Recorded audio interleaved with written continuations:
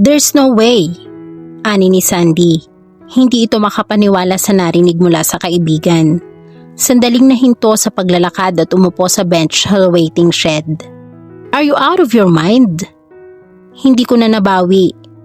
Nakakahiya naman sa lola ni Ronan. Well, para sabihin ko sa'yo, you missed a lot of fun last Saturday. Nanalo ang team ni Ricky at nag-blowout siya. And you're supposed to be there. Hinahanap ka niya. Iritado nga eh. Napabuntong hininga si Laurel. Fun din naman ang nangyari sa kanya noong Saturday. Lalo na roon sa bahaging, was it just a fun? No. She had a feeling it was more than just as fun. At 2 araw na niyang iniinda ang mga labi niya. Walang imikan sila ni Rona nang pauwi na sila at hindi niya alam kung bakit biglay nagkaroon ng tensyon sa pagitan nila. Ibang uri ng tensyon, hindi iyong tensyon na nagmumula sa asara nilang dalawa. At sa buong biyahe pauwi ng Lipa, her lips were throbbing. Lord, she had never been kissed. Hindi pa naman siya talaga nagkaka-boyfriend. Lahat crushes. At umaasa silang dalawa ni Ricky ang magiging mag-on, that Ricky would give her first kiss.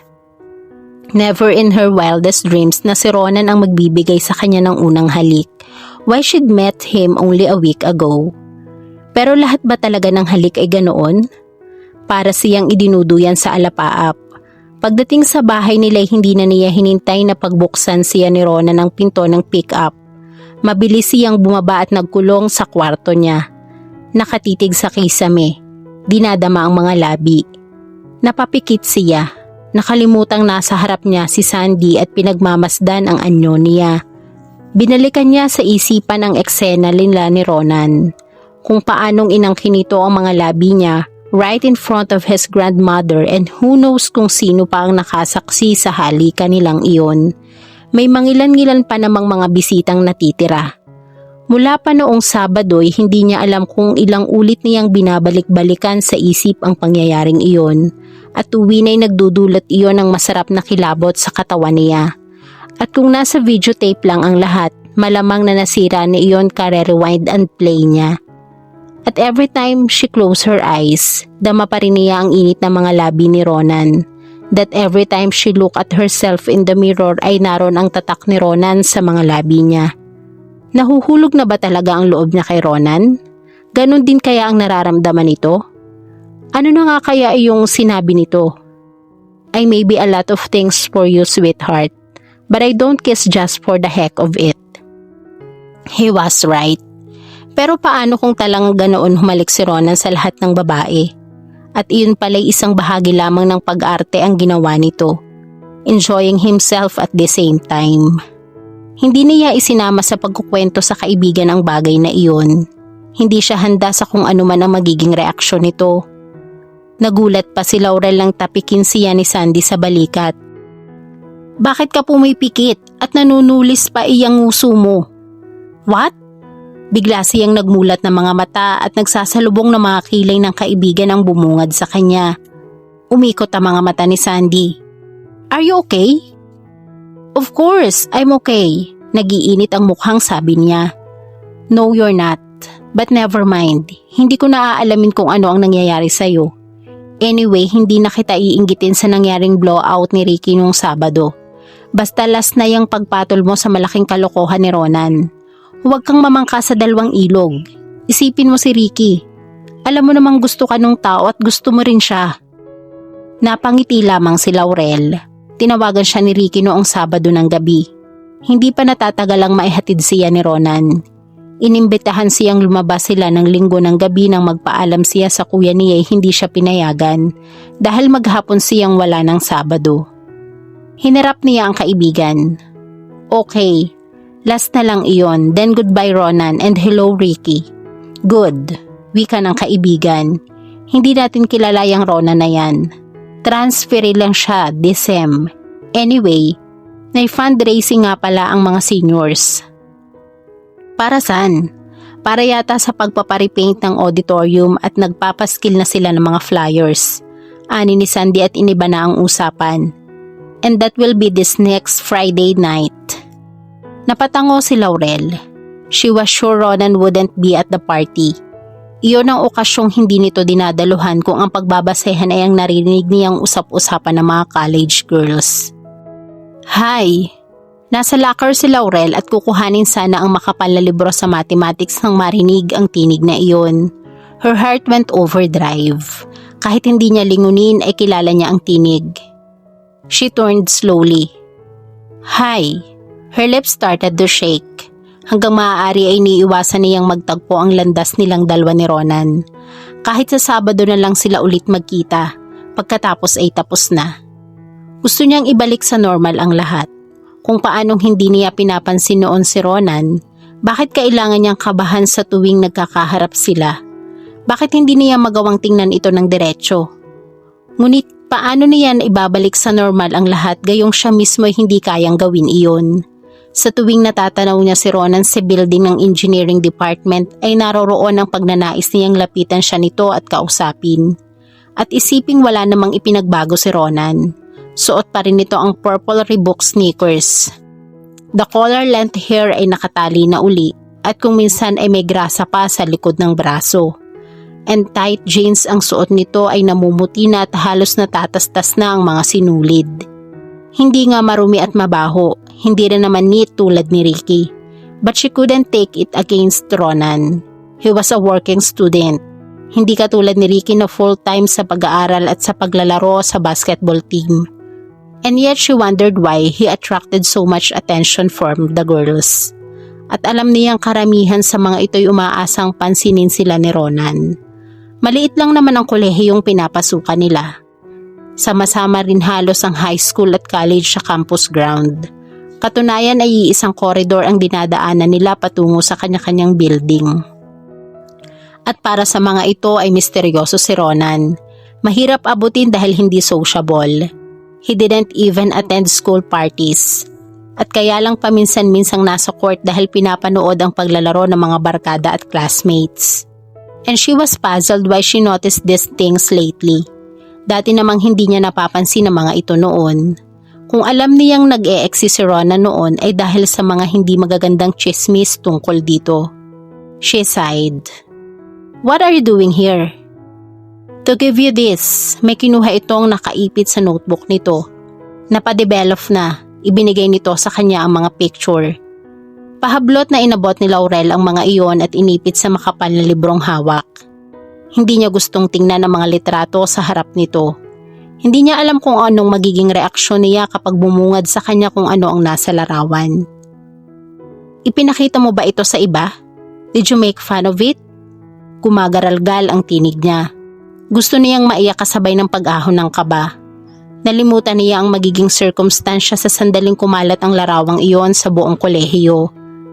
Hindi agad nakasagot si Ronan. Tinitigan siya ng matagal. Nakita nito ang pagkislap ng mga mata niya. At natitiyak nitong iiyak anumang oras si Laurel. So his princess wasn't really that high and mighty. His princess? Bahagya pang namangha si Ronan sa ginamit nitong pag-aangkin. Ano ba talaga ang tingin mo sa akin? Wika nito. You've met my parents, my family. They're decent people. Bakit ko gagawin ang iniisip mo? She swallowed. I don't know. It's just that I haven't been umiiling si Laurel. Naguguluhan siya. Hindi niya alam kung ano ang sasabihin. She helplessly shook her head at kapag huway niyakap ang libro sa dibdib na tila ba iyon ang lifeline niya sa sandaling iyon. Kissed? Dugtong ni Ronan. Tenderness in his eyes. Inilagay nito ang kamay sa baba ni Laurel at itinaas iyon. You've been kissed, sweetheart, by me last Saturday. You broke all the rules at hindi kailangang ipaalala mo sa akin yon. She said in a small voice. Iniwas ang mukha. Ngayong nakita niya si Ronan at nakausap ay parang gusto na talaga niyang umiyak dito. Iyon marahil ang aftermath ng ginawa nilang dalawa. But that would be foolish. We both broke our rules. Pagtutuwid nito sa banayad na tono. Then he smiled at her. And to tell you frankly, I haven't forgotten it, Laurel. Then forget it, she snapped. Nahihimigan niya ang panunukso sa tinig nito at muling bumalik ang inis niya. At sana ibigay mo sa aking lahat ng negatives. Na kay Lola, actually hindi ko nga gustong ibigay sa iyo yan. Pero nagpilit si Lola.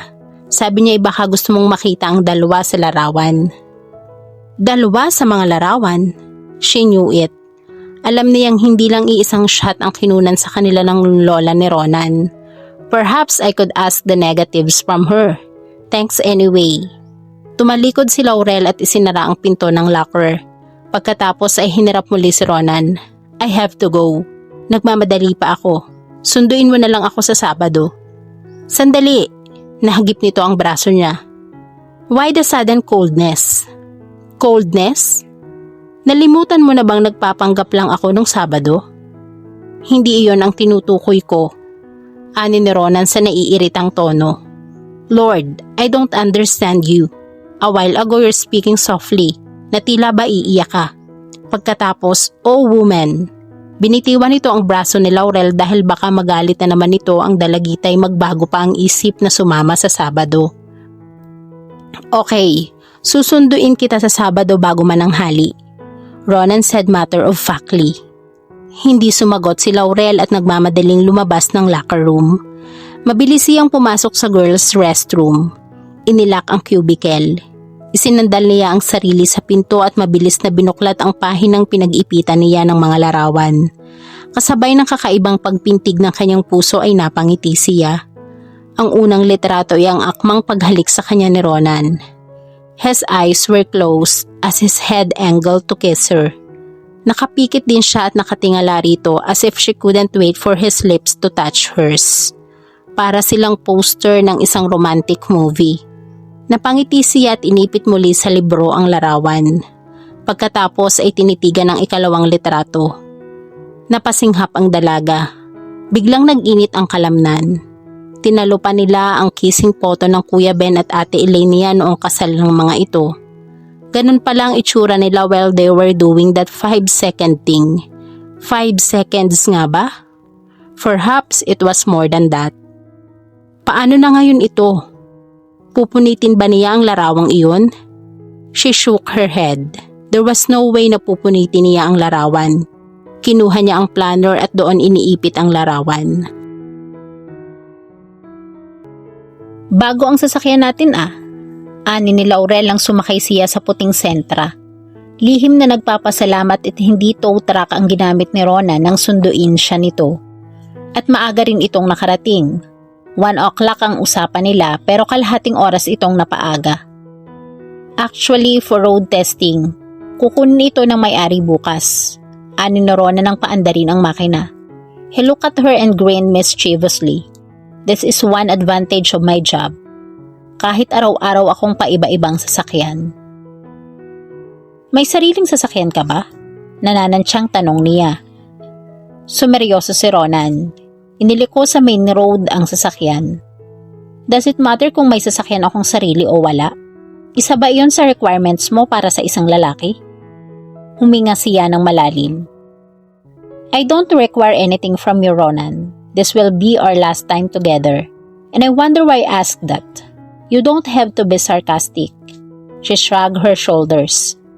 Sumama ako sa'yo kahit na tow truck ang dala mo noong nakaraang Sabado. Pwede namang hindi ako sumama. You promised me that date. Paismid siyang ngumiti. Madaling sirain ang pangako. Hindi ka man lang ba nag-isip na baka sabihin ko sa kuya mo ang tungkol sa nangyari sa jeep niya?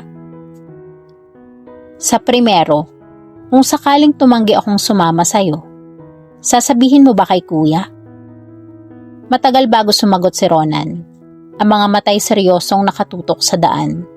Kapag kuway, no, I don't think so, not my style. I thought so. At naniniwala siyang hindi nga gagawin ni Ronan iyon. At hindi niya kayang ipaliwanag ang kasiyahang nadama sa isinagot nito. Out of curiosity, bakit hindi iyong Ferrari ang hiniram mo? Ferrari? Kumunot ang noo ni Ronan. Ang sabi mo'y may Ferrari ka. Nasa talyer rin ba o kinuha na ng may-ari?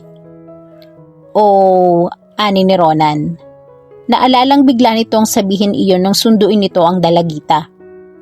Well, I owned one. It's red. May mga collection ako ng sasakyan, Laurel. I love cars. Yeah, sure. She dimpled at him. Meron din si kuya. Nung magkaroon ng promo sa Shell and they were all red Ferraris. A soft laugh came out of him, so she didn't believe him. Good. Ano kaya ang sasabihin ng prinsesa kung makita nito ang tatlong mamahaling sasakyang pag-aari niya na nakaparada sa malaking garahe ng mansyon sa San Ignacio?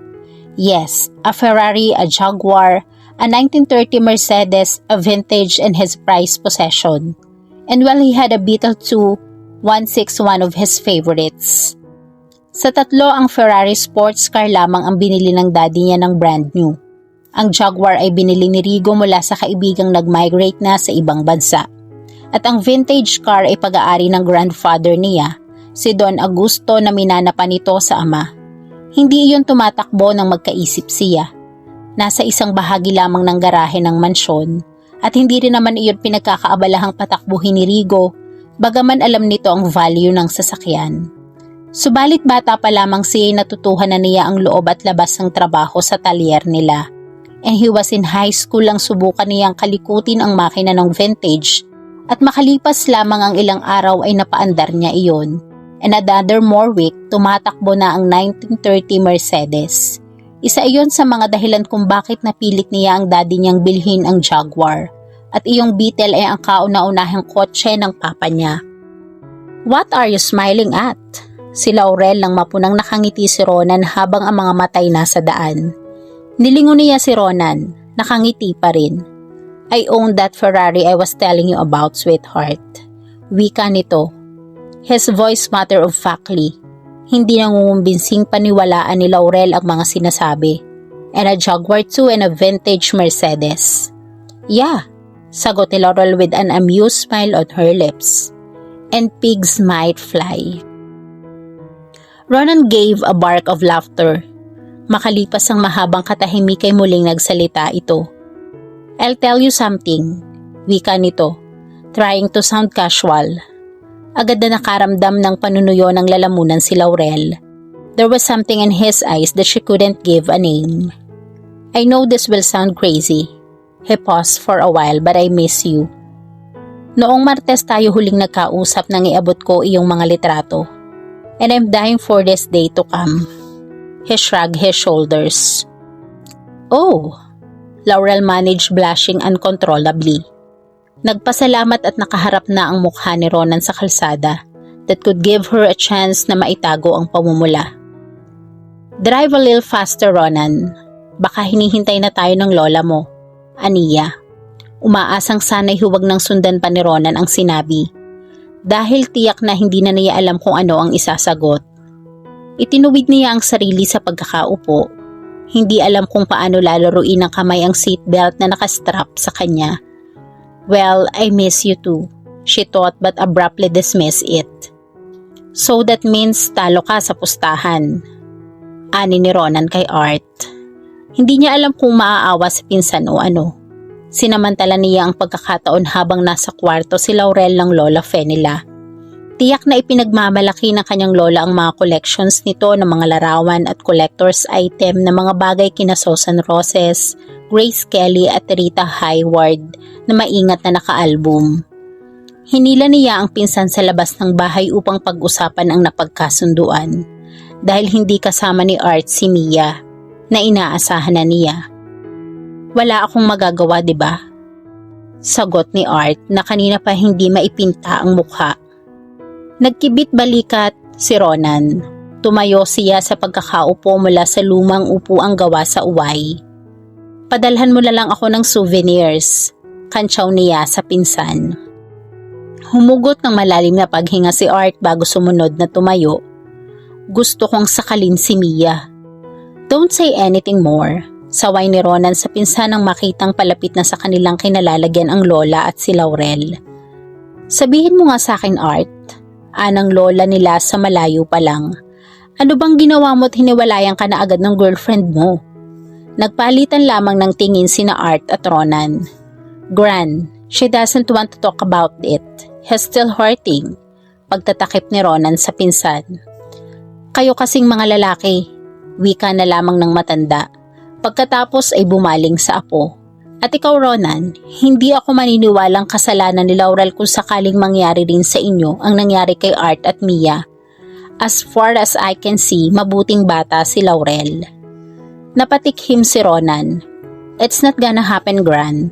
Never, he said, smiling weakly. Pagkatapos ay tinapunan ng tingin si Laurel na ibinaling ang tingin sa ibang bagay.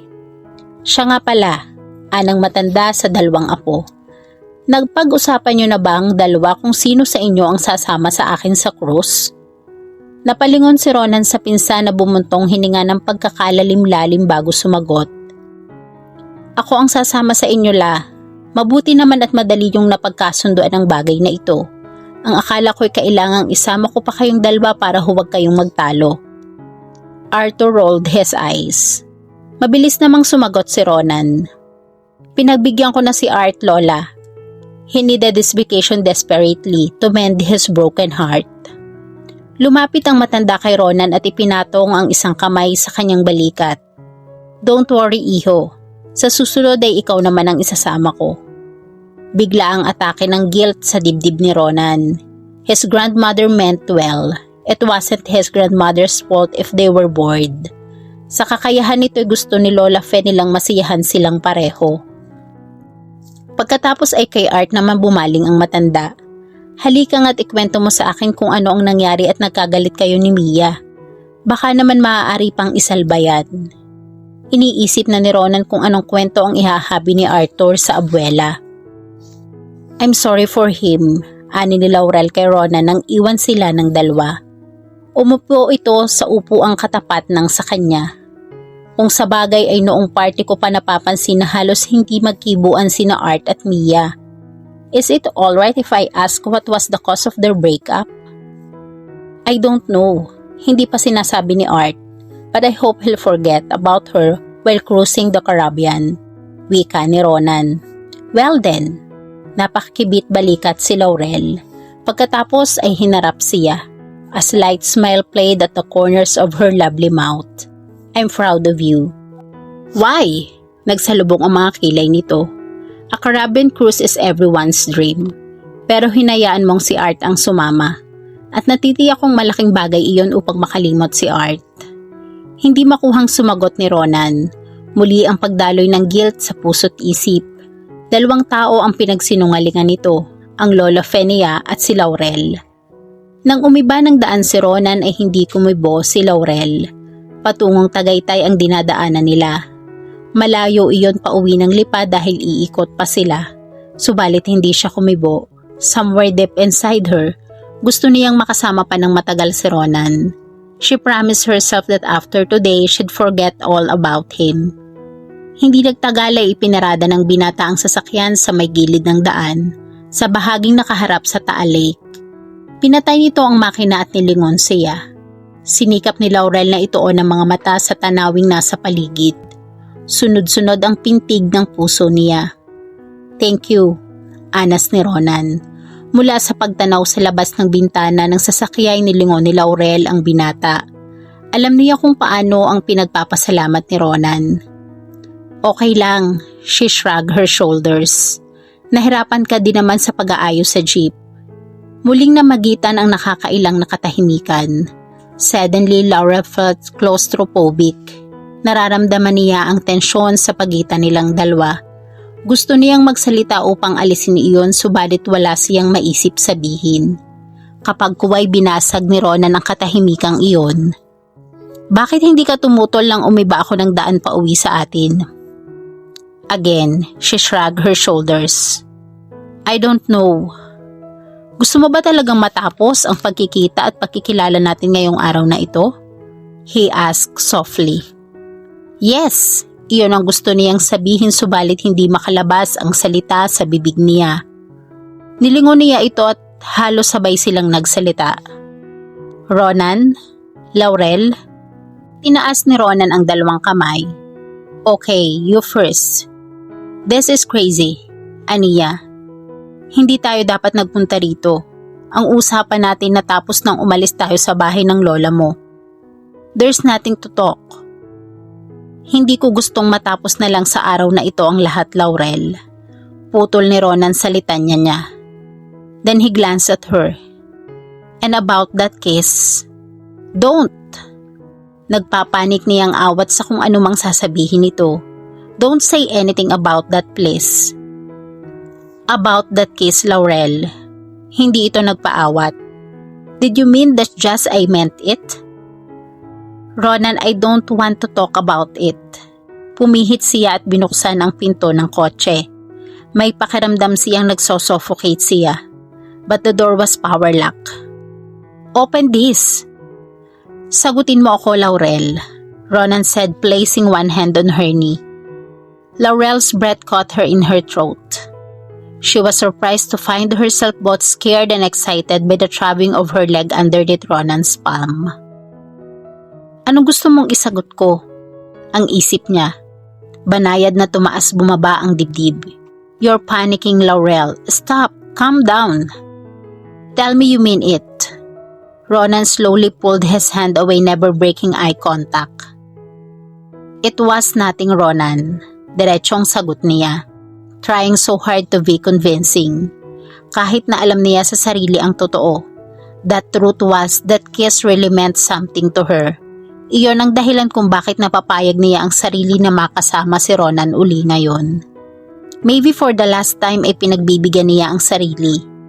Puputulin niya ang hindi maintindihang nararamdaman para kay Ronan because he was not her idea of a perfect boyfriend. They didn't have anything in common. Anong sasabihin ng mga kaibigan niya kapag napag-ugnay siya rito? Have you forgotten that it was all an act? You should know better than that. You asked me to pretend to be your girlfriend for 2 Saturdays now. So why the interrogation, Ronan? You're lying, he whispered, inching closer. Then he put his finger under her chin and tilted up her face, forcing her to look him in the eye. Now tell me again you didn't mean that kiss, he commanded. It was just a kiss. She was stammering.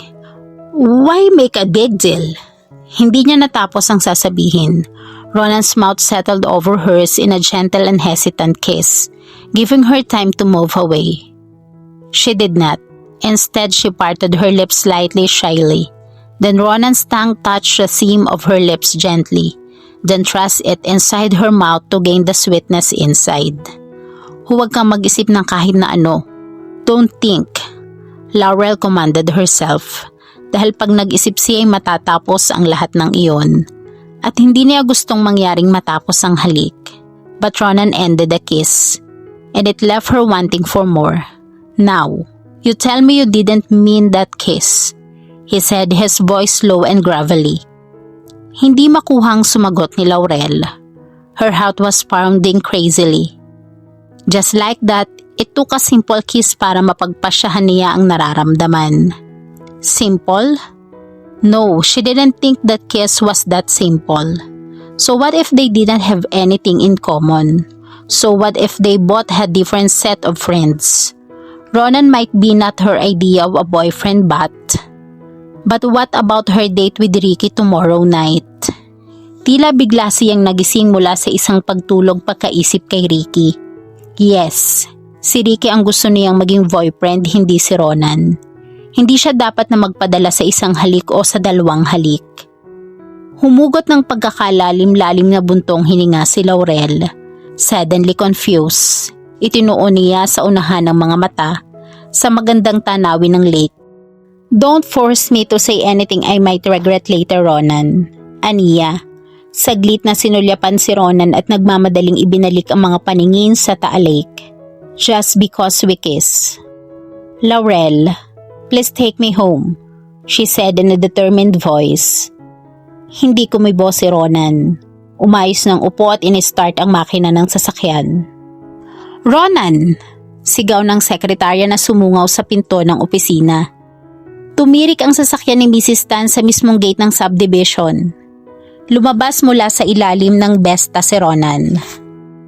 Inihagis pabalik sa toolbox ang hawak na wrench. Walang salitang sumampa sa tow truck at pinaandar at inilabas ng talyer. Ipinagpasalamat niya ang tawag. Kanina pa niya gustong umalis ng talyer. Hindi siya magkandatuto sa ginagawa. Walang laman ang isip niya kundi si Laurel. Binabalikan ng araw ng unang magtagpo ang landas nila ng dalagita. Akala mo'y kung sinong prinsesa. Pero natutuwa siyang nangyari ang araw na naibunggo nito ang Wrangler jeep ng kapatid. Bago ang araw na iyon, how he disliked her. Huwag nang ibilang na ipinagpapantasyahan niya ang dalagita. Hindi niyo napapagtakpan ang inis niya rito. Halos lahat ng barkada niya ay may gusto sa babaeng laging sumusunod sa hangin ang buhok kapag naglalakad. Babaeng may makikislap na mga mata at laging nakangiti. At iyon ang isang bagay na ikinakaasar ni Ronan kay Laurel.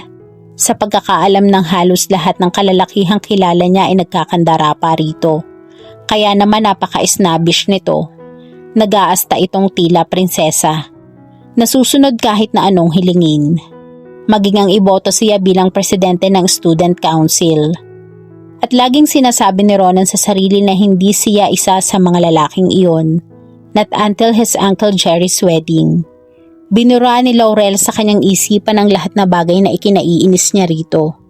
Nang dahil lang sa halik na iyon, nakagagawan pa ng Lola Fenia. He thought he could make her his girl. She showed some signs that she liked him too. Gusto niyang isipin kaya hindi tumutol si Laurel nang tumagal ang paghalik niya rito habang kinukuhanan sila ng Lola Fenia ng larawan ay dahil iyon ang unang halik ng dalagita. She didn't know how to kiss, and he thought her curiosity made her kiss him back in an awkward way. Pero paano niya ipapaliwanag ang pagtugon nito sa mga halik niya sa Tagaytay? Hindi na iyon sanhi ng curiosity. In fact, she was learning how to kiss. Ginagaya ni Laurel ang bawat gawin niya. Nagpapaubaya. Then he hoped she would be his girl after that day. Pero hindi nangyari iyon. Tulad noong unang Sabado ay nakapagitan sa kanila ang tensyon nang umuwi sila. Now he didn't know how to approach her again. Damn, kailan pa siya nadudungo sa babae? You kiss? Sandy said, pronouncing each word slowly. Kayo ni Ronan? Isang marahang tango ang isinagot ni Laurel. Inamin niya sa kaibigan ang nangyari. Pero hindi kasali ang kissing sinila ni Ronan sa Tagaytay. Iyon lamang eksenang kinukuhanan sila ng litrato ng lola nito. She was confused and she wanted some answers. Laurel, ano bang ipinakain ng lalaking yun sa'yo? Sandy pushed aside her cafeteria tray and leaned over. Humugot ng malalim na paghinga si Laurel at nilaro ng tinidor ang pagkain sa tray. I don't know, she said helplessly. Paano si Ricky? Sino ba talaga ang gusto mo? How's your date with him last Sunday night? Sunod-sunod na tanong ng kaibigan. Hindi nga natuloy eh. But why? Dahil ba kay Ronan? Kayo na bang dalawa? Umiling siya. Ricky postponed our date sa Sabado night na raw at 6. May importanteng bagay siyang inaasikaso. I didn't bother to ask him what. The time we needed him most, Sandy said really, para sana makumpirma mo ang talagang damdamin mo. Alright, both guys are good looking in a different way. Pero wala akong crush kay Ricky. Well, all of a sudden, I developed this certain admiration for Ronan. It started on the day at the corridor. Kung ako ang kinindatan niya sa halip na ikaw, I would have fainted. Pero talaga namang ganoon, di ba? Psychological iyon. Girls usually fall for bad guys. At iyon ang ayokong mangyari sa'yo, Laurel. Make your first an unforgettable one. Ronan's my first kiss and I don't think I can forget it. Sandy rolled her eyes. Kapag naging mag-boyfriend na kayo ni Ricky, hindi mo na maaalala iyon. Si Ricky ang mangingibabaw sa isip mo. She really hopes so. Paano kung ikaw ang niligawan ni Ronan? She challenged.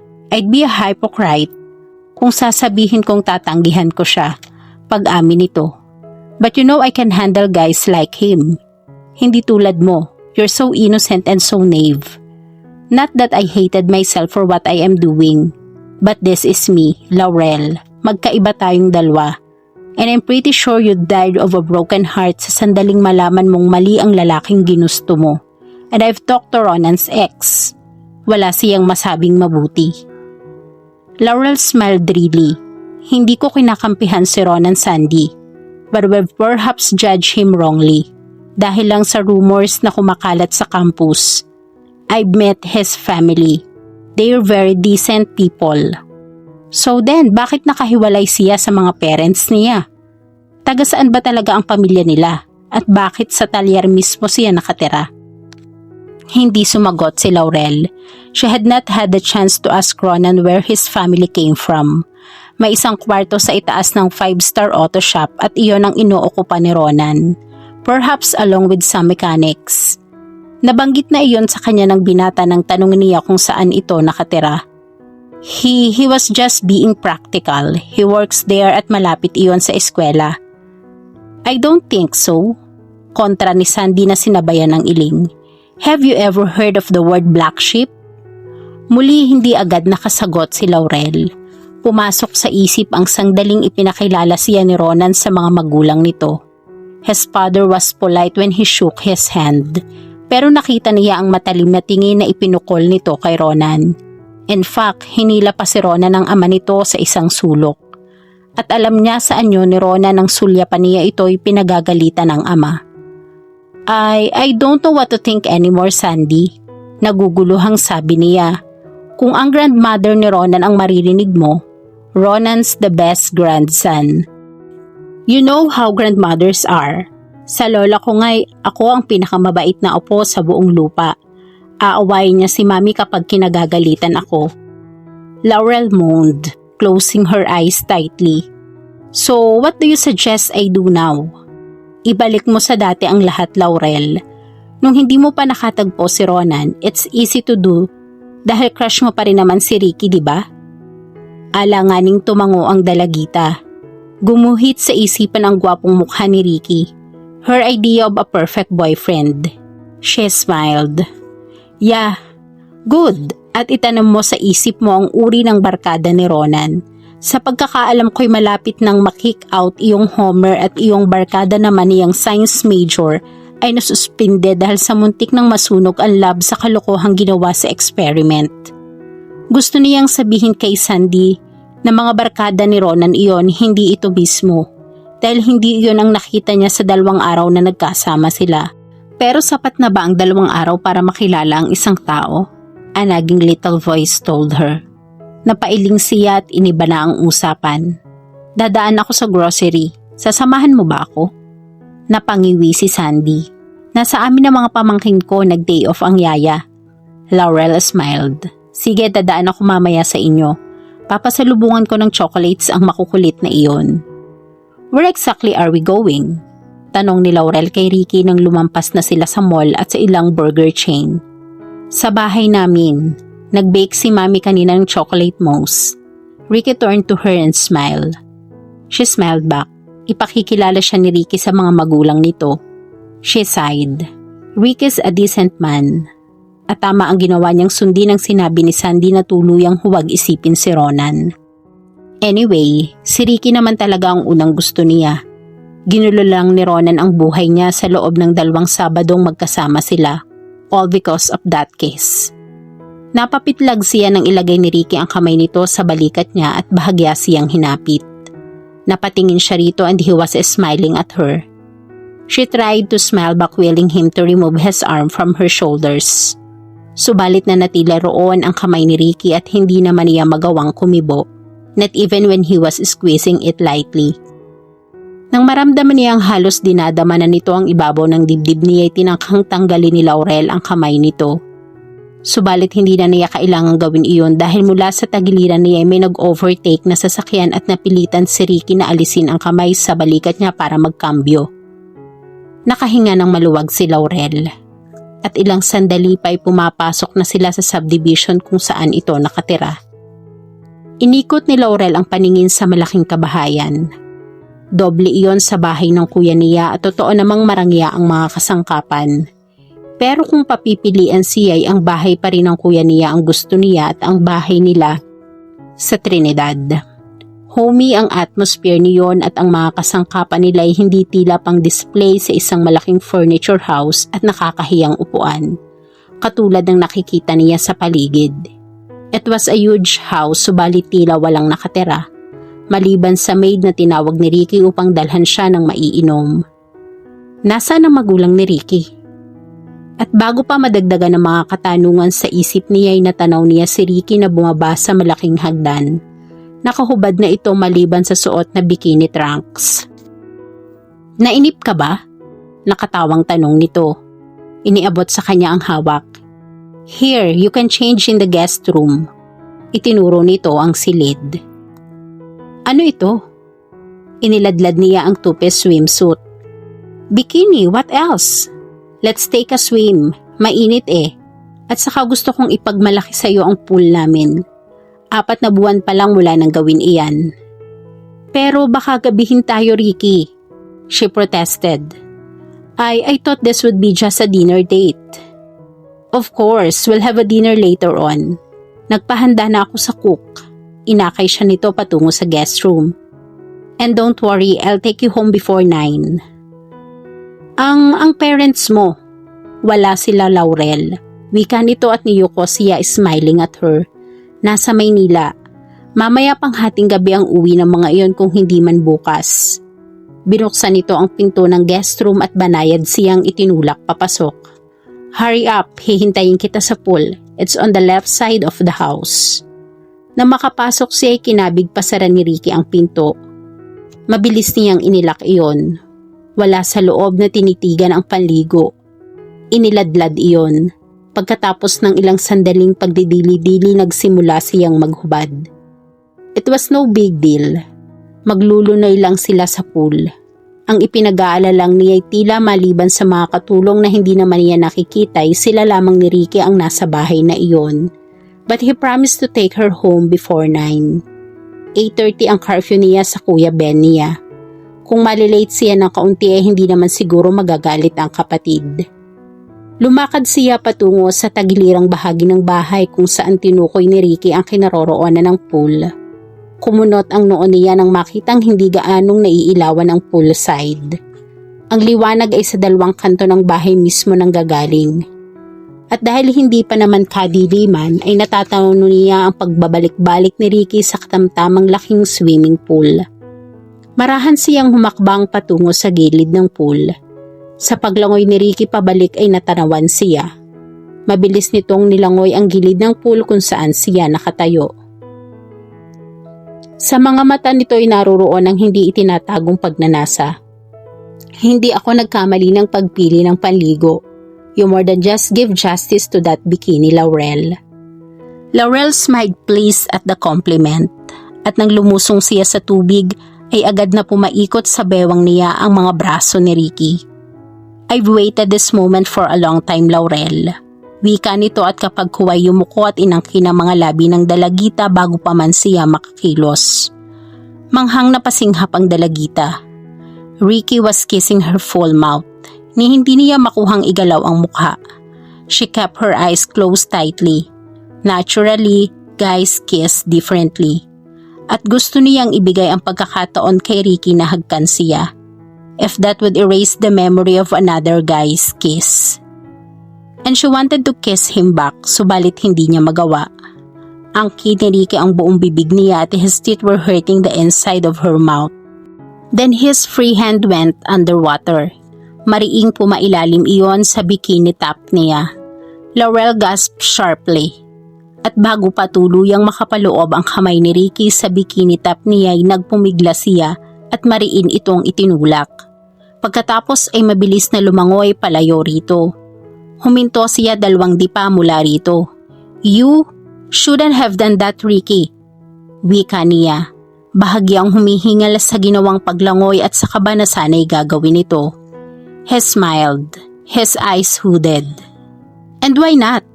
Sagot nito at lumangoy patungo sa kanya. I like you.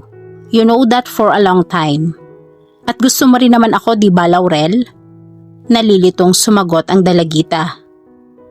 Yes, but... There's no but, honey. Wika nito at nang abutan siya ay muli nitong hinapit ang bewang niya payakap. Atin ang buong bahay, Laurel. Walang iistorbo sa atin at... Ricky was about to claim her mouth again nang mag-chime ang doorbell sa labas. Napalingon sa dako ng gate ang dalawa. Who could that be? Si Ricky sa iritadong tinig. Nakahinga ng maluwag si Laurel. Sinamantala iyon at kumawala. Lumangoy patungo sa hagdan ng pool at umahon. Dinampot ang tuwalya sa upo ang bakal at itinapi sa katawan. Narinig niya ang pagbukas ng gate at mga tinig.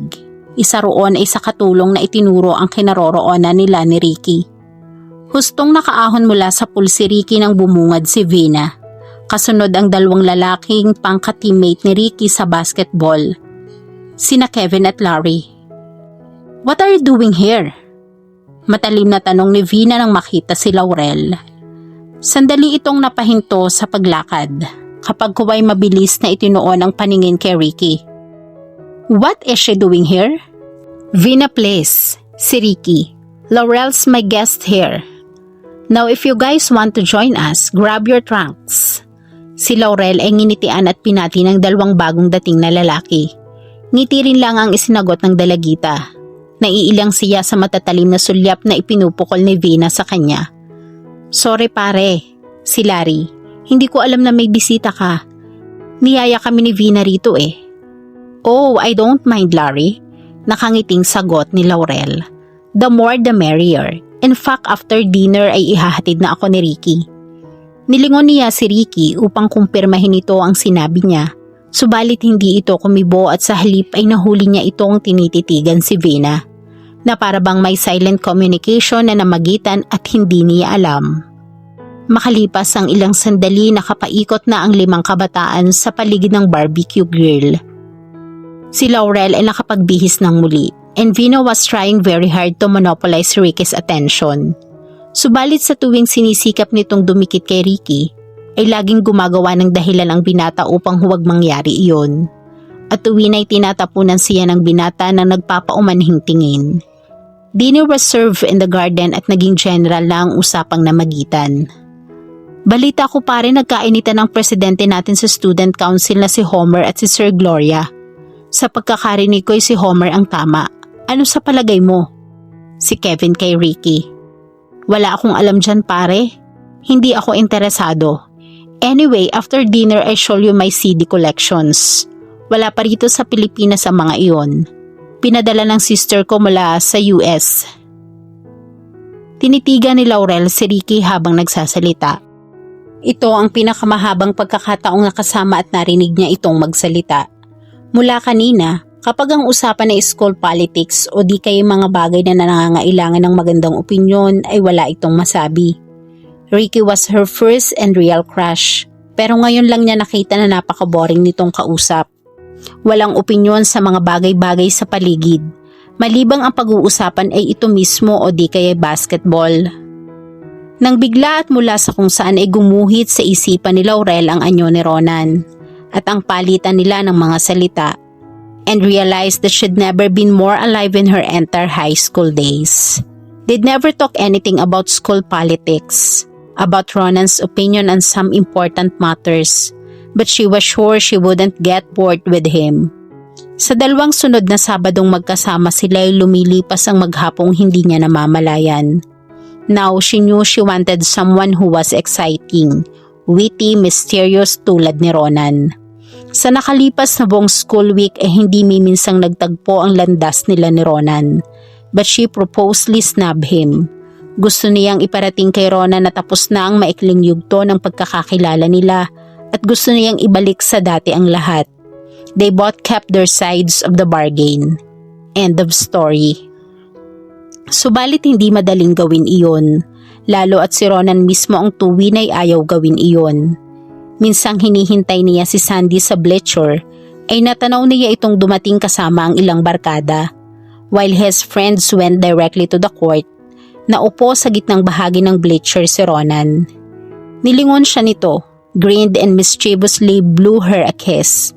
Nalalo lang niyang ikinainis dahil baka may nakapo na ritong mga estudyante. Sa inis niya ay tinawid niya ang nakapagitan sa kanila at dinuro ito. Get off my back, Ronan, at huwag mo akong bastusin, she hissed. What have I done? He said with fake innocence. Nalalo niyang ikinainis. Pareho nating pinakinabangan ang isa't isa kaya ibalik mo sa dati ang lahat. He was undaunted. Lumapad ang ngisi. With kiss, ako ang unang nakahalik sa mga labing iyan. His eyes focused on her lips with intentional longing. You just couldn't turn your back on that. I already did. It was nothing. Hindi ang uri mo ang gusto kong i-entertain sa isip ko, tandaan mo yan. You really a snob, aren't you? Wika nito. The grin was gone. Ano kaya ang gagawin mo kung halikan kita rito at tingnan ko kung nakalimutan mo na nga? Her eyes grew wide in horror. Umatras ng ilang hakbang. Nilingon ang mga nasa court na ang mga matay curious na natutuon sa kanila paminsan-minsan. You're sick, wika niya. Sinisikap indahin ang pamumula ng mukha. Huwag mong ubusin ang pasensya ko. Irereklamo kita sa engineering committee. Pagkatapos niyon ay halos patakbo siyang tumalikod. Nakahinga ng maluwag ng matanaw si Sandy na parating. At nang minsan na may makasabay niya si Ronan sa koridor ay nakipagsiksikan ito sa mga estudyante at sa sulok ng mga mata niya ay nakita niyang sa kanya ito patungo. Binilisan niya ang paglakad but not after she felt his fingers run down her hair, na kunwari hindi nito sinasadya. And when she was about to glare at him, he was moving back to the crowd.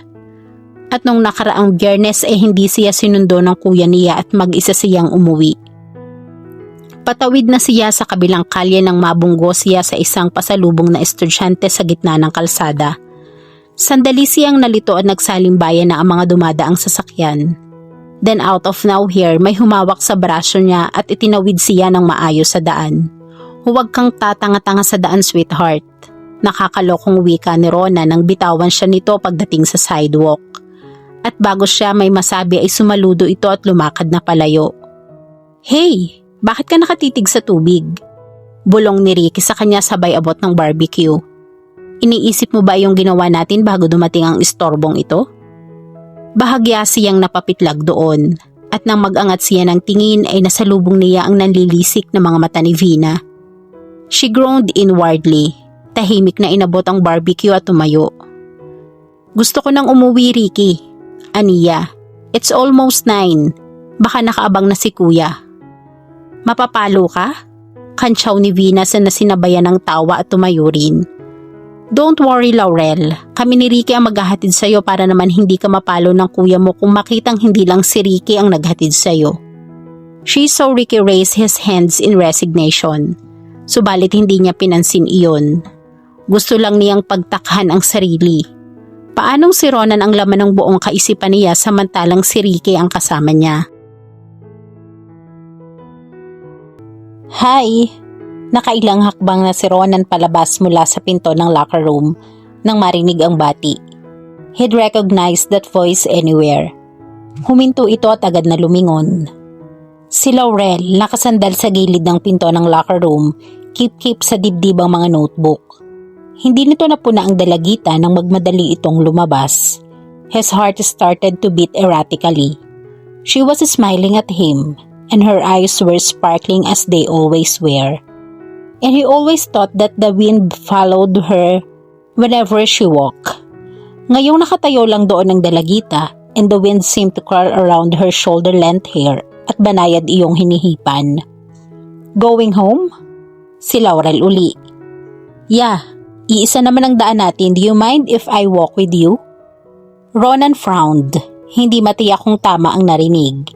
Sa loob ng nakalipas na isang linggo ay si Laurel ang laman ng isip nito.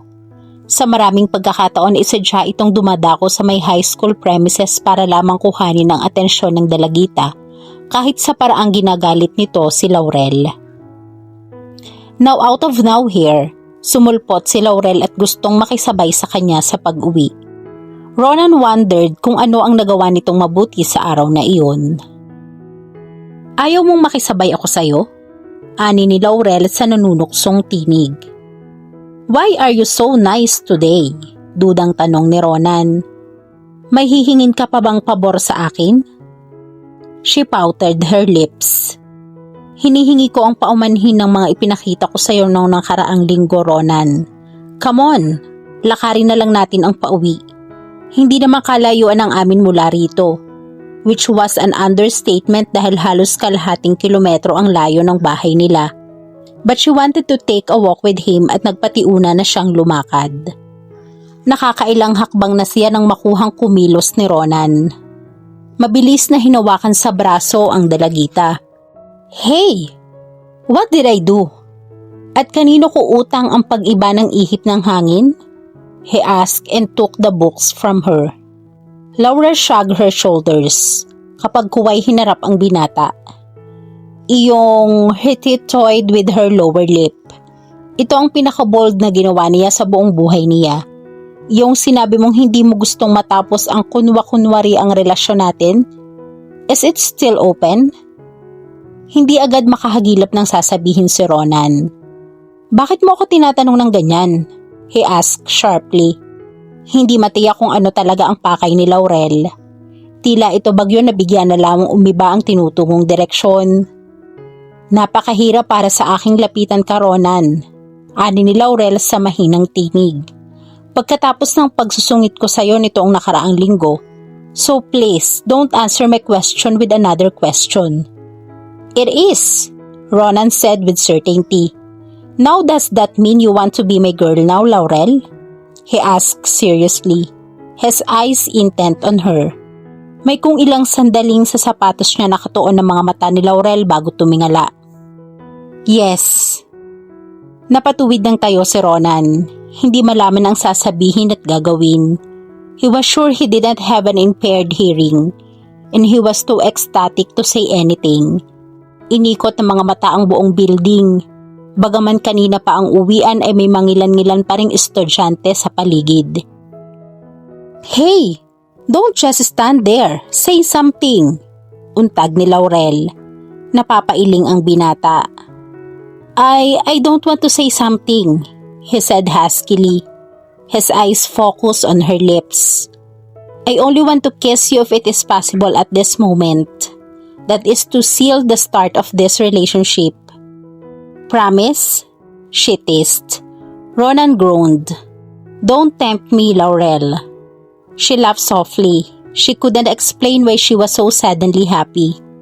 She started to walk. Let's go. Maybe we can do that some other time. Do what? The sealing of this relationship. But I hope you'll do it soon. You witch. Hindi agad inihatid ni Ronan si Laurel. Sa isang burger station sa Fiesta Mall sila humantong. Hey, ano ba? Natatawang tapik ni Laurel sa braso ni Ronan. Kanina ka pa nakatitig sa akin. I'm sure wala akong dumi sa mukha kundi kanina mo pa sinabi sa akin. You really are my girl now, my girl, he chanted. Laurel rolled her eyes and laughed. You're crazy. Para ba ngayon ka lang nagka-girlfriend? Kung hindi ko pa sana nababalita ang dalawa na agad ang nag-girlfriend mo sa unang sem mo rito. Yes, but you're different. I mean, what happened between us was different. I hated you first. No, I don't hate you, he amended abruptly. That's too harsh a word. I just didn't like the way boys were drooling over you. Para kang prinsesa, snobbish ba? I promised myself I wouldn't be one of them. But I too caught the fever that had gotten those fools I laugh at. Should I take that as a compliment? She asked. Suddenly noticed that her voice was trembling a little. Ronan was speaking with intensity in his voice. You should. Now shake the hand of the brand new fool, wika nito, and reach for her hand and covered it with this. And I've been wondering today, what did you do to make me feel fall this way? So hard, so fast this time. Ron, I love you, Laurel. Napasinghap si Laurel kasabay ng bahagyang panlalaki ng mga mata. Nabitin sa ere ang French fries na isusubo. Ronan loved her. All right. Pumayag siya kanina lang na maging boyfriend sila dahil na-realize niya noong Sabado ng gabi matapos ang date nila ni Ricky na mas interesting kasama si Ronan. Mas exciting at higit sa lahat ay natuklasan niya sa sariling gusto niya rin ito. But for him to talk about love, to tell her and he loved her was too much. Gosh, she said, makalipas ng ilang segundo. Ibinaba uli ang hawak na French fries and tried to put some humor in her voice. You could have chosen a more romantic place to tell me that. But okay, I'll forgive you for that. Only keep your promise." His dark brows furrowed. "Seal this relationship with a kiss." "Now?" Kunway lumingon sa paligid si Laurel. Puno ang burger chain ng mga tao. Then she wrinkled her nose. "I'm not that liberated yet." "Let's get out of here," ani ni Ronan at tumayo. "Ihahatid na kita." Laurel almost groaned. Bigla ang paglatay ng disappointment sa dibdib. Matapos ang paghahayag nito ng pag-ibig sa kanya, biglang nagmadaling ihahatid siya. Naglahong lahat ang romantic notions na inaasahan niya right after Ronan's declaration of love. "Hindi mo nagalaw ang hamburger mo," wika niya, trying to prolong their moments together. "Forget about that. Halika na, baka gabihin tayo." Hinawakan nito sa braso ang dalagita at sa malalaking hakbang ay inakay siya palabas ng burger chain.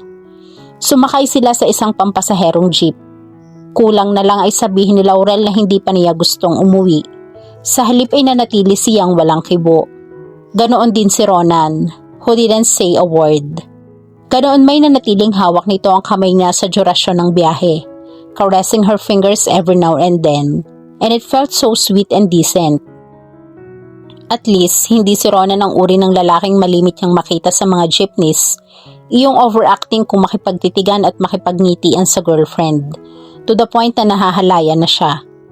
Ilang sandali pa'y nasa loob na sila ng gate ng bahay ng kuya niya, at nang akma siyang kakatok sa pinto ay inawat siya ni Ronan. "Not yet," wika nito, and to her surprise, he pulled her against him. Then he bent his head and slowly his lips lowered to hers. First kissing her gently, then his tongue delved into the warm crevices of her mouth, reaching far. He angled his head and their mouths were sealed. Laurel was gasping breathlessly. Ang halik na iyon ay napakalayo ng kaibahan sa halik na ibinigay sa kanya ni Ricky. It was gentle, it was sweet, it was thorough, and it was deep and sensual. Her knees were trembling. Heat ran down through her stomach. Again, she was surprised to feel that foreign thing she felt when Ronan first held and kissed her. Awkwardly, her hand raised to his nape. Her fingers caressed his hair and was surprised to find out it was soft and silky. Kahol ng aso sa kabilang bahay ang nagpangyari upang pakawalan ni Ronan ang mga labi niya. And for infinite moment, nanatili silang nakatayo sa harap ng saradong pinto, just staring at each other. Then Ronan broke the spell when he raised his hand and gently wiped the moist from her lips with his thumb finger. "Where did you learn to kiss like that?" ani ni Laurel, her chest heaving softly. "Like what?" Ronan was amused, bagaman nagninigas pa rin ang apoy sa katawang ito mismo ang lumikha. "You know what I mean," aniya. Nagyuko ng ulo. Suddenly, she was shy. "Trade secret," wika nito, laughing softly. "I kept my promise, iyon ang importante." Bigla siyang tumingala rito. Bahagyang nanlaki ang mga mata. "Kaya ka nagmamadaling ihatid ako?" He grinned. "Yup, this is the only private place I could think of. At alam kong mamaya lang ay narito na ang kuya at hipag mo." She smiled. Could I ask you something about this relationship?" "Fire away." Sumandal sa hamba ng pinto si Laurel. Bit her lip for a second then. "Hindi ko muna gustong sabihin sa mga kaibigan ko ang tungkol sa atin. At sana'y huwag mo rin munang sabihin sa mga kaibigan mo." Kumunot ang noo ni Ronan. Kagyat na naglaho ang pasyon na nasa mga mata nito at nahalinhan ng inis. "Ikinahihiya mo ako, ganun ba?" "What is all about, sweetheart?" he asked sarcastically. "Ronan, please understand." There was a soft pleading in her voice. "Okay, I have a confession to make," wika niya. "Hindi rin kita gusto sa simula." "It was obvious," patuyang sabi nito. Hindi man nito gusto ang maririnig mula kay Laurel, he didn't think he could just let her go. She was his girl now, snob or not. And there was no turning back. "Noon iyon, Ronan. Oh well, not until lately. May mga rumors akong naririnig tungkol sa'yo sa campus. But somehow, sa loob ng 2 Sabado na magkasama tayo, I realize you're such a likable guy. But I try to ignore it. You see, I've got this terrible crush on Ricky. As if I didn't know. Gumuhit ang panibugho sa dibdib nito. Will you stop interrupting me? She said and rolled her eyes. Pagkatapos ay nagpatuloy. You weren't my idea of a perfect boyfriend. Kay Ricky nakatuon ang pansin ko and I couldn't just turn my feelings off tulad sa isang gripo dahil lang nakasama kita sa loob ng 2 araw. At bagaman hindi kami nagkasama ni Ricky tulad natin, wala naman siyang record sa buong campus. In fact, he was every girl's idea of a perfect boyfriend too. What do you want to say? Get straight to the point. So hindi mo gustong ipaalam sa lahat na girlfriend kita? At alam na mga kaibigan ko na hindi ikaw ang gusto ko, Ronan. Ayokong mapagtawanan dahil bigla-biglay nag-iba ang ihip ng hangin. Na ang napili mong boyfriend ay isang marungis na mekaniko? Na ang boyfriend mo ay may masamang reputasyon na kumakalat sa buong campus? Tulad baga ng drug addict ako o di kaya nagbenta ako ng isang kidney para lang sa bisyo ko? He said angrily. I realize we've misjudged you. Tumaas ang tinig niya. Kapag kuway agad ding nagbaba ng tinig. Iyon ang unang araw ng relasyon nila at nag-aaway na sila kaagad. Pero hindi ba importante ako na mismo ang lumapit sa'yo? Hindi ba mahalagang sa akin na nagmula ang relasyong ito? She said softly. Why? He demanded sharply. Gusto kong malaman, Laurel. Baka after all ay isa itong kalokohan sa pagitan ninyong magkakaibigan. Last week, kulang na lang ay itulak mo ako sa 5th floor ng high school building and... Because I like you too, she almost shouted. Gustong magdamdam sa sinasabi nito pero hindi niya masisi si Ronan. Bigla-bigla nga na may magkasintahan sila. Kasama ko si Ricky last Saturday pero ikaw ang laman ng isip ko. Why? Because of the kiss?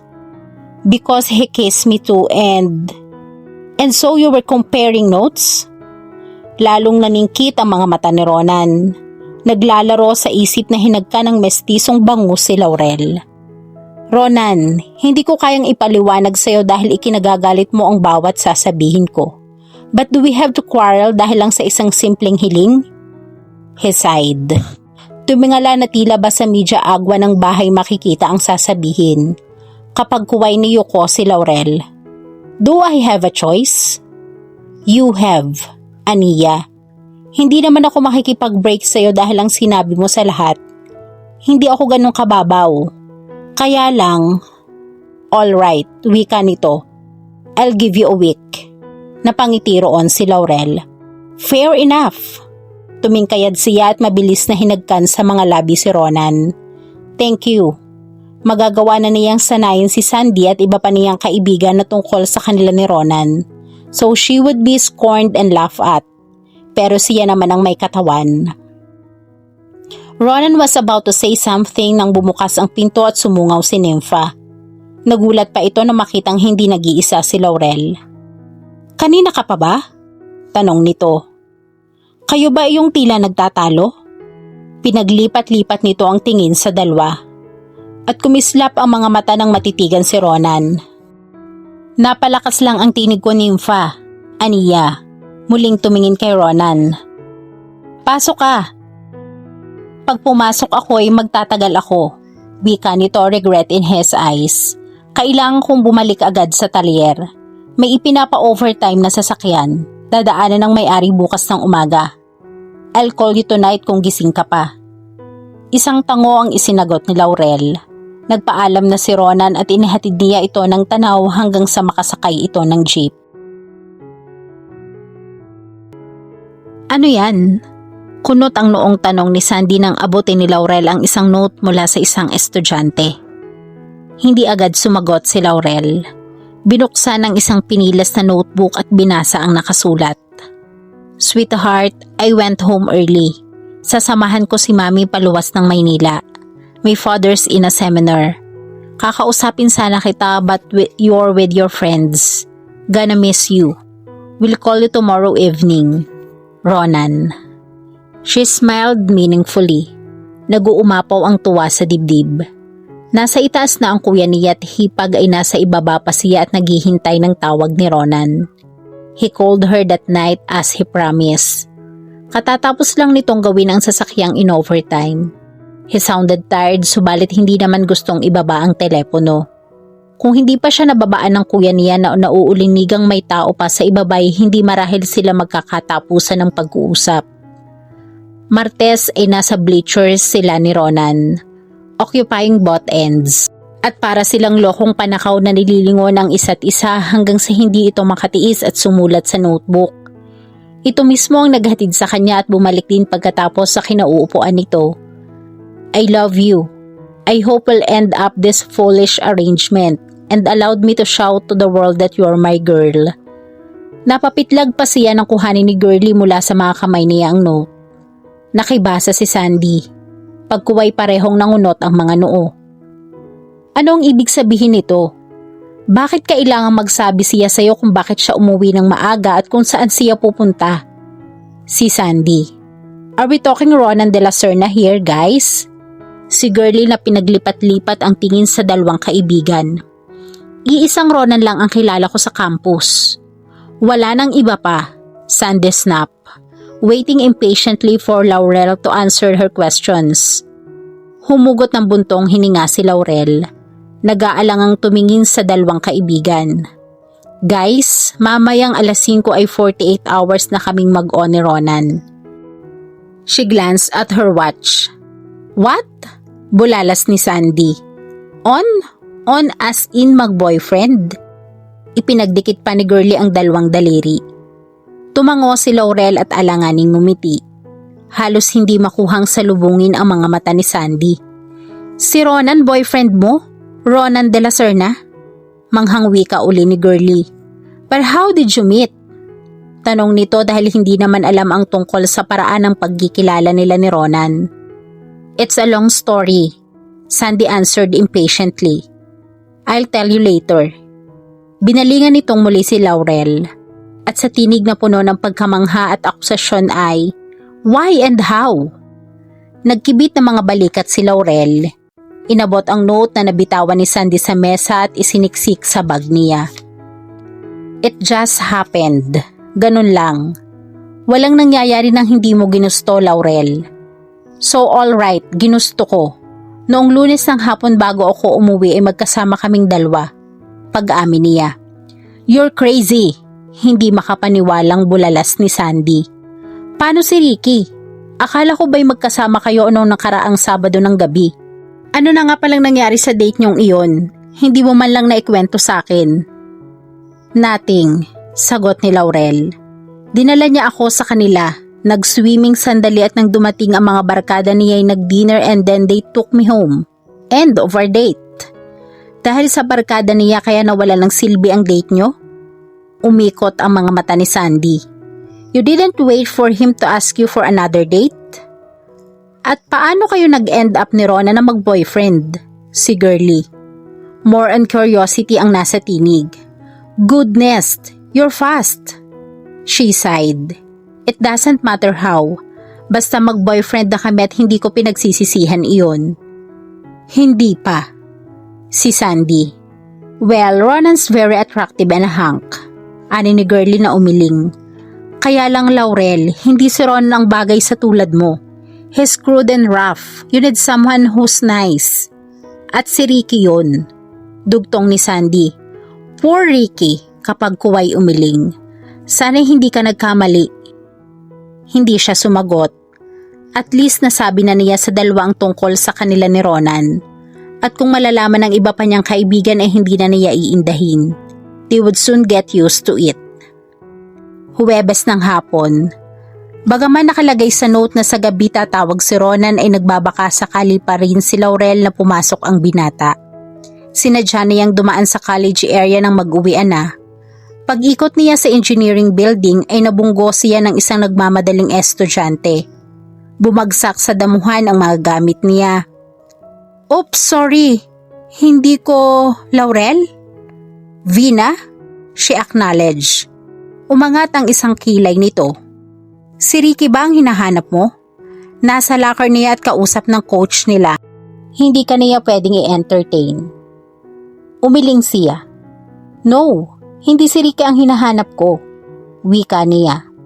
Tumalong ko sa damuhan at dinampot na isa-isa ang gamit na bumagsak. Kapag kuway muling tumayo.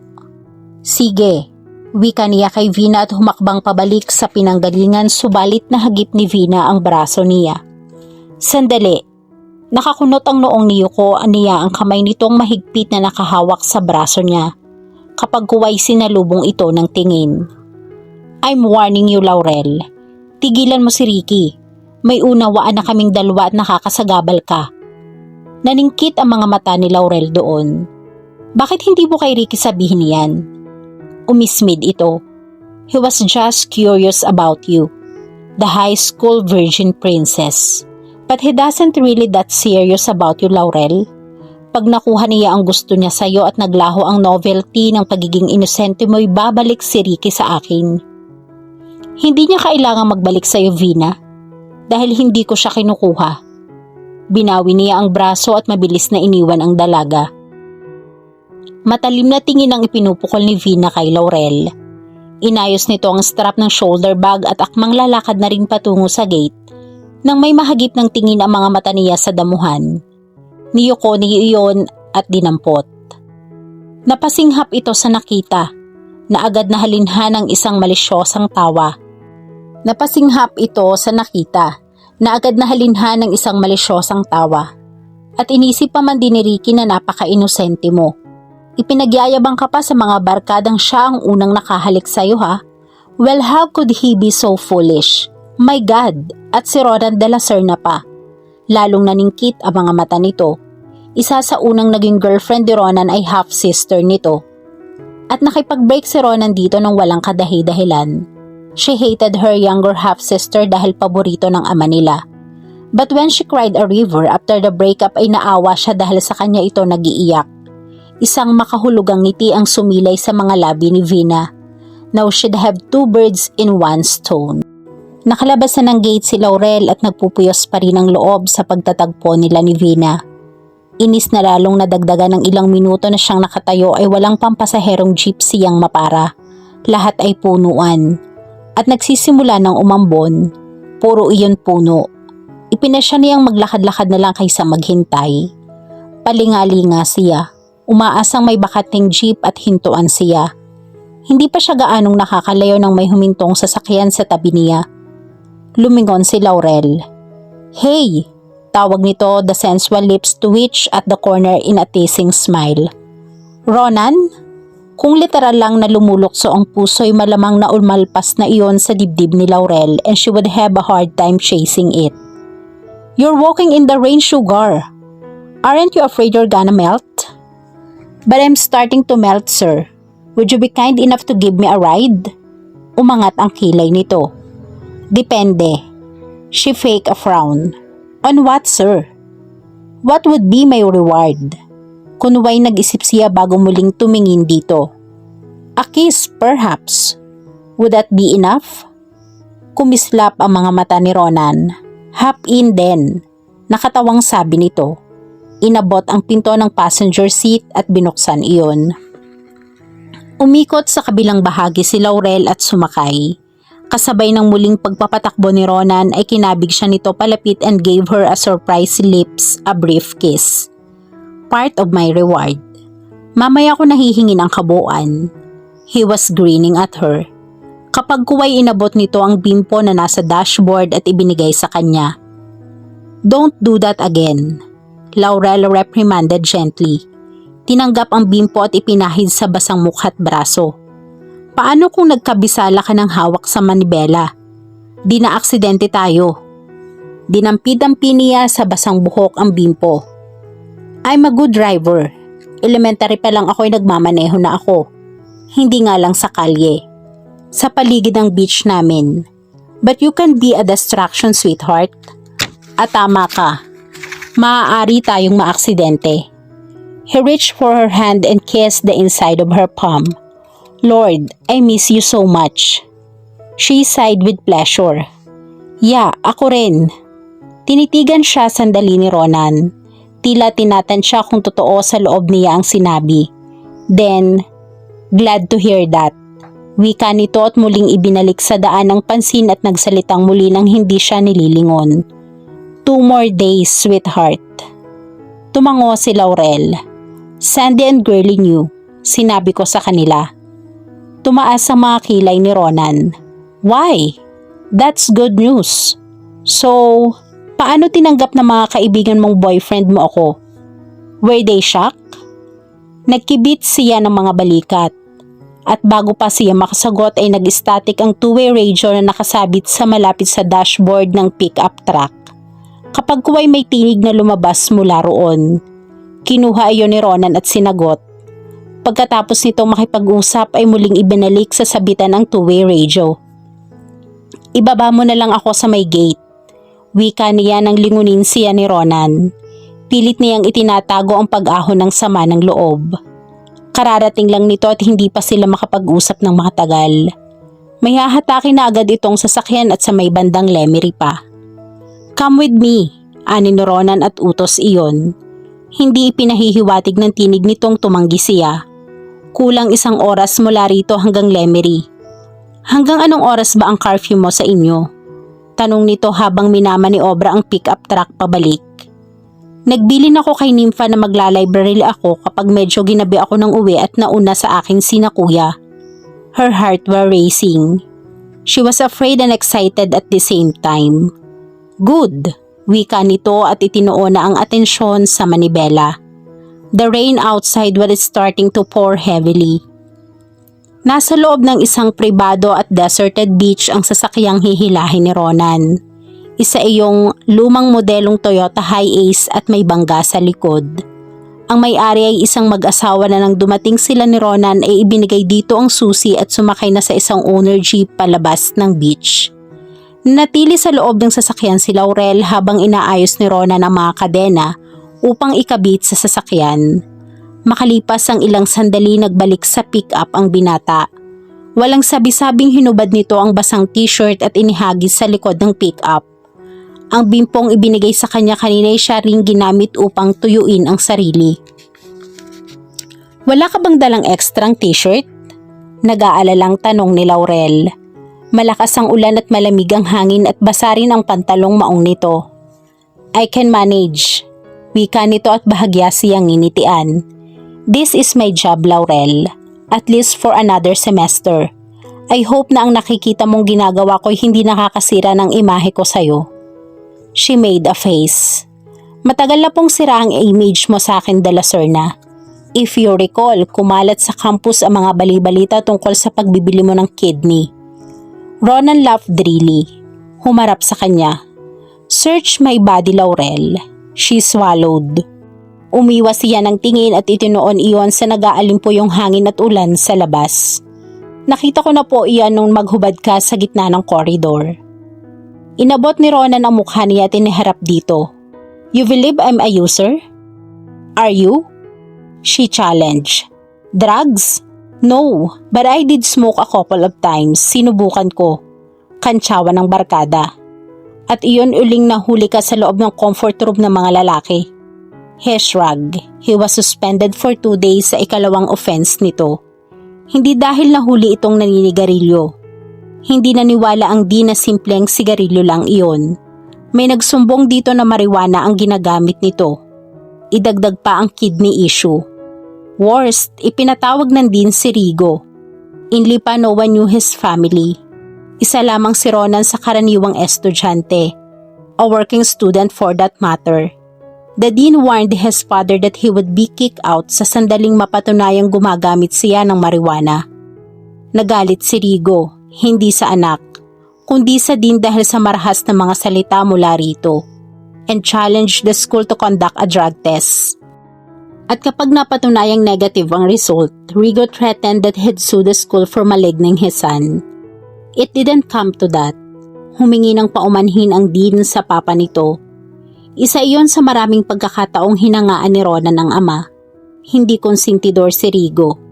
Ronan learned that from past experiences sa ibang mga pangyayari. And he knew he would pay a price kung totoo ngang gumagamit ito ng drugs. Kahit tikim. Subalit hindi agad bumubuo ng sariling konklusyon si Rigo. "I trust you, son." Wika nito sa nakatiim na mga bagang at mariing pinisil ang balikat niya na muntik na siyang mapauklo. "Sana'y huwag mong iwala iyan." "Do you still smoke?" Untag ni Laurel sa pag-iisip ng binata. "Would it make a lot of difference if I do?" He challenged softly. His knuckle gently brushed her face. At hindi makuhang sumagot ni Laurel. Ang atensyon niya ay natuon sa kamay nitong dumako sa likod ng ulo niya. His fingers combed her hair softly. Then his hand moved to her nape and caressed it. Napahugot ng marahang paghinga si Laurel.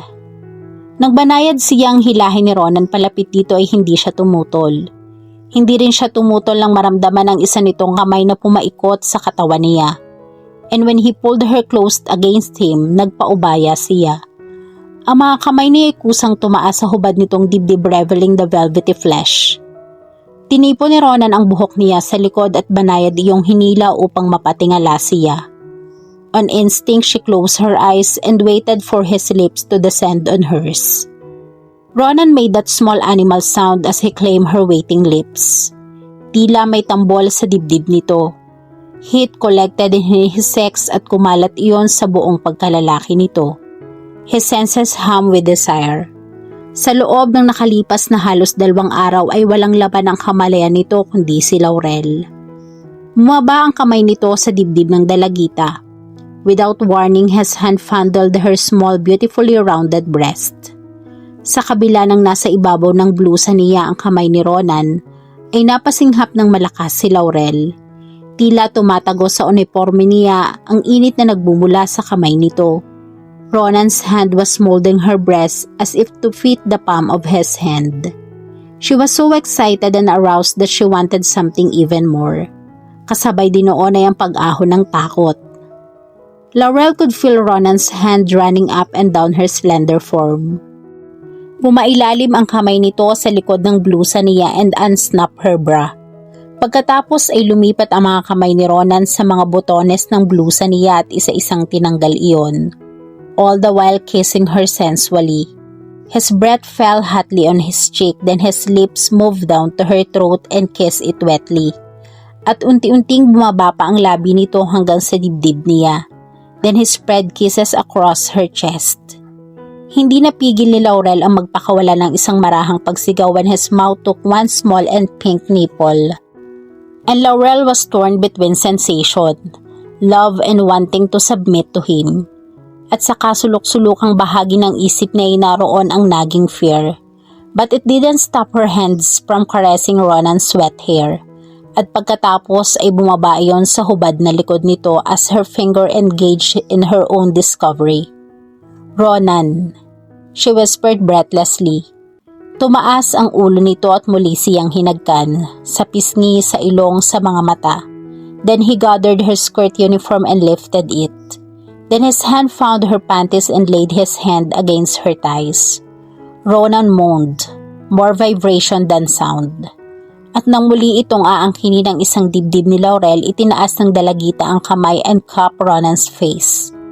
"What are we doing?" she said, trying to control the sob that came out of her lips. Natilihan si Ronan. Tinitigan siya. Her eyes glittered with unshed tears. He groaned in disgust para sa sarili. Kinabig nito ang dalaga at niyakap ng mahigpit. Mahigpit na mahigpit that it almost cracked her ribs. Tila ba sa pamamagitan niyon ay maglalaho ang pagnanasang nasa katawan nito. His chest was heaving rapidly. His breathing uneven. Sinisikap nitong pahupain ang nag-aalab na damdamin. While Laurel sobbed softly on his chest, may kung ilang sandaling nanatili sila sa ganoong ayos. Maliban sa ihip ng hangin at buhos ng ulan sa labas ng sasakyan, ang maririnig ay ang banayad na paghikbi ni Laurel at ang pintig ng mga puso nila. Maya-maya'y lumuwag ang pagkakayakap ni Ronan kay Laurel. Hinahaplos nito ang likod niya. Inaalo siya. Pagkalipas ng ilang sandali, kumawala ito at idinikit ang noo sa noo niya. Pinahid ng mga daliri nito ang natitirang luha sa pisngi niya. "Sweetheart, I'm sorry. Lord, I was lost there. Wika nito, passion still burned in his eyes. How I want you so much, alam mo ba yon? I know, she whispered, and I think I want you too. It was so deliriously delicious, Ronan, but I'm so scared. I know, he whispered. And we couldn't do it, could we? No, we could not. Wika nito kasabay na paghugot ng malalim na paghinga. Umayos ng upo at isinirang isa-isa ang butones ng blusa niya. Kapag nangyari iyo'y wala tayong pagpipilian kundi ang magpakasal. Umiling ito. You're not even 18 yet. Tinitigan nito ang dalagita. His thumb finger grazed her swollen lips gently. You can send a man to destruction, sugar. He teased. Pagkatapos ay inayos ang sarili sa harap ng manibela at pinaandar iyon. Ilang sandali pa ipalabas na sila ng beach. Laurel broke the silence. Have you done it before? With another girl? She asked in a small voice. Ang katawan niya ay dinadaluyan pa rin ng init mula sa mga pangyayari. Ronan couldn't decide whether to laugh or reprimand her. He decided to humor it. He pulled her against him and kissed the top of her head. It's classified, sugar. Military secret. Laurel leaned her head on his shoulder in contentment. Umaasang manatili silang ganoon. Na sana'y lumipas ang panahong sila pa ring dalawa ni Ronan. At dito po nagtatapos ang ating kwento. Sabay-sabay po nating abangan ang sunod na kabanata. Maraming salamat po. God bless and stay safe.